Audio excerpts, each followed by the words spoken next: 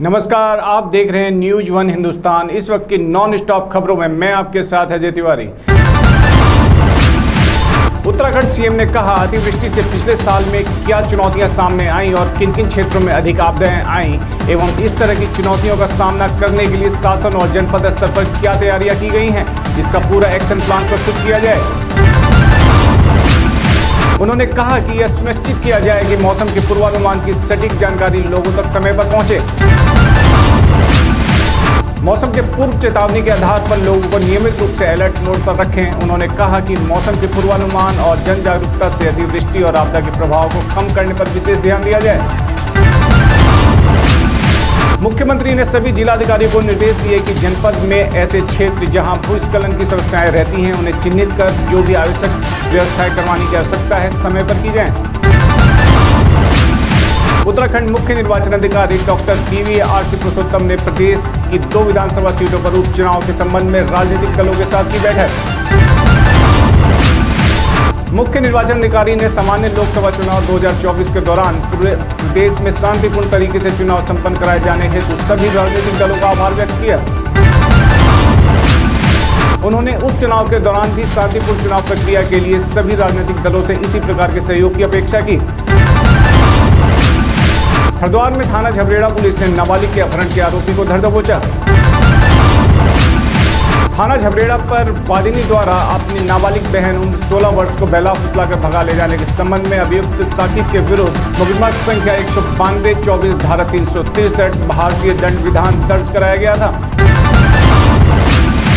हरिद्वार की थाना बहादुराबाद पुलिस ने मिनी बैंक चोरी प्रकरण का पुलिस टीम ने किया खुलासा। चुराए गए कैश सहित एक साथी दबोचा।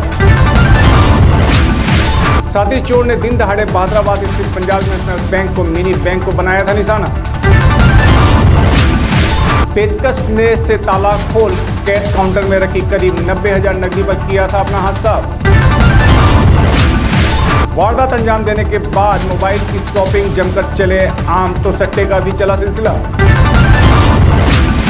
पुलिस टीम द्वारा चोरी के पैसों से खरीदा गया मोबाइल फोन के साथ ही शेष बची नकदी भी की गई बरामद। थाना झबरेड़ा पुलिस ने कप्तान परमेंद्र सिंह डोभाल के सुलझे व्यक्तित्व में हरिद्वार पुलिस का एक और धमाकेदार खुलासा। अंतरराज्यीय शातिर लुटेरों को पकड़ा। उत्तर प्रदेश की भी एक लूट का खुलासा। कुशल नेतृत्व का दिख रहा असर। कड़ी मेहनत के दम पर बदमाशों को एक एक कर भेजा जा रहा जेल। क्रिमिनल्स पर लगातार वार कर इन दिनों टॉप गियर में हरिद्वार पुलिस।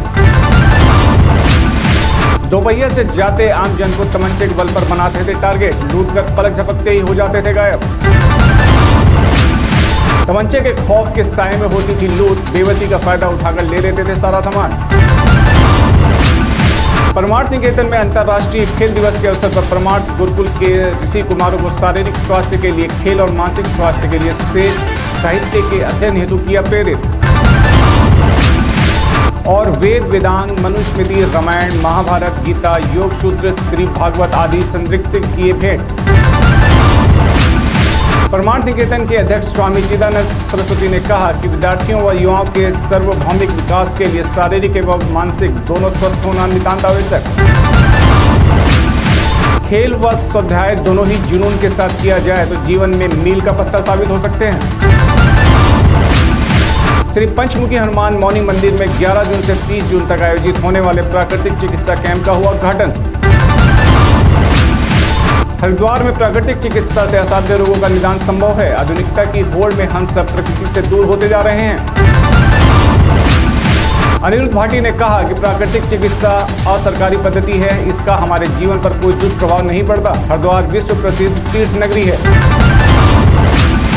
हरिद्वार की कोतवाली रानीपुर पुलिस ने 60 पवे देसी शराब के साथ दबोचा शराब तस्कर।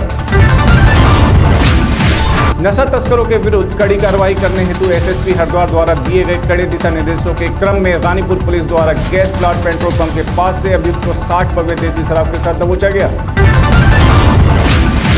उत्तराखंड में मानसून सीजन से पहले सभी तैयारियों को दुरुस्त करने के लिए मुख्यमंत्री पुष्कर सिंह धामी ने अधिकारियों के साथ सचिवालय में की बैठक।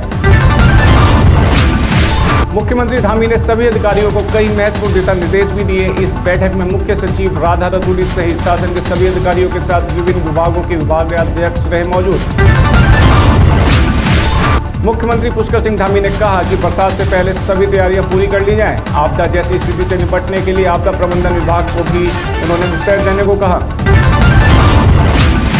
इसके अलावा उन्होंने कहा कि बरसात से पहले नदी नालों और शहरों में नालियों की सफाई कर ली जाए। इसके अलावा मुख्यमंत्री पुष्कर सिंह धामी ने अधिकारियों को और भी कई महत्वपूर्ण निर्देश दिए। विश्व हिंदू परिषद के राष्ट्रीय प्रवक्ता विनोद बंसल ने कहा कि देश की नई सरकार के शपथ ग्रहण के दिन जम्मू कश्मीर के रियासी में तीर्थ यात्रियों पर हुए आतंकी हमले के विरुद्ध आज संपूर्ण देश के जिला केंद्रों पर होगा प्रदर्शन। इसमें हमले में बलिदान हुए तीर्थ यात्रियों को श्रद्धांजलि तथा घायलों को शीघ्र स्वस्थ होने की कामना के साथ जिहादी आतंकवाद का पुतला दहन कर राष्ट्रपति को संबोधित एक ज्ञापन में स्थानीय जिलाधिकारियों के माध्यम से दिया जाएगा। उत्तर प्रदेश में अपनी सरकार में आईपीएस अधिकारी से हुए प्रताड़ित हो रहे भाजपा विधायक और कोई सुनने वाला नहीं है।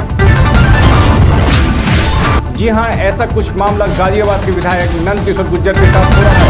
37 गाजियाबाद के लोनी विधायक नंद किशोर गुर्जर लगातार बयान जारी कर रहे हैं, लेकिन भाजपा सरकार में ही भाजपा विधायक की सुनने वाला कोई नहीं। लोनी विधायक नंद किशोर गुर्जर ने वीडियो जारी कर कहा, मेरी सुरक्षा में बढ़ती जा रही ढिलाई। मोदी सरकार 3 शुरुआत होने के बाद चांदनी चौक से नवनिर्वाचित सांसद प्रवीण खंडेलवाल ने जन चौपाल आपका सांसद आपके द्वार की शुरुआत। जन चौपाल में आए लोगों ने बिजली, पानी, सीवर, सड़क व पुलिस विभाग से जुड़ी अपनी समस्या सांसद को बताई। सांसद ने कुछ का निवारण कर दिया, बाकी समस्याओं के लिए संबंधित विभाग के अधिकारियों को दी हिदायत।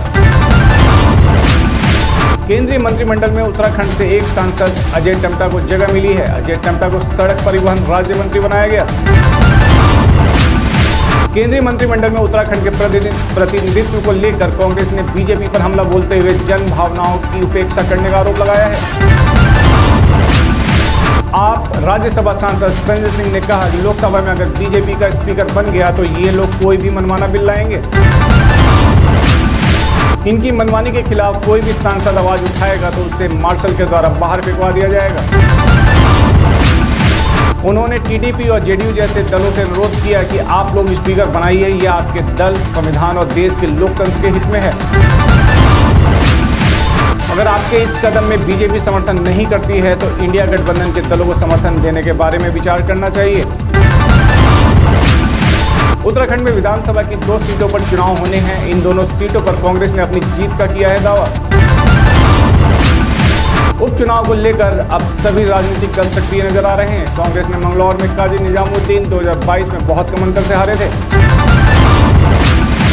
मंगलौर में उनके सामने कोई बड़ा चेहरा नजर नहीं आ रहा, तो निश्चित ही मंगलौर में कांग्रेस की जीत होगी। बने रहे खबरों में, देखते रहे न्यूज़ 1 हिंदुस्तान। नमस्कार। आप देख रहे हैं न्यूज़ 1 हिंदुस्तान।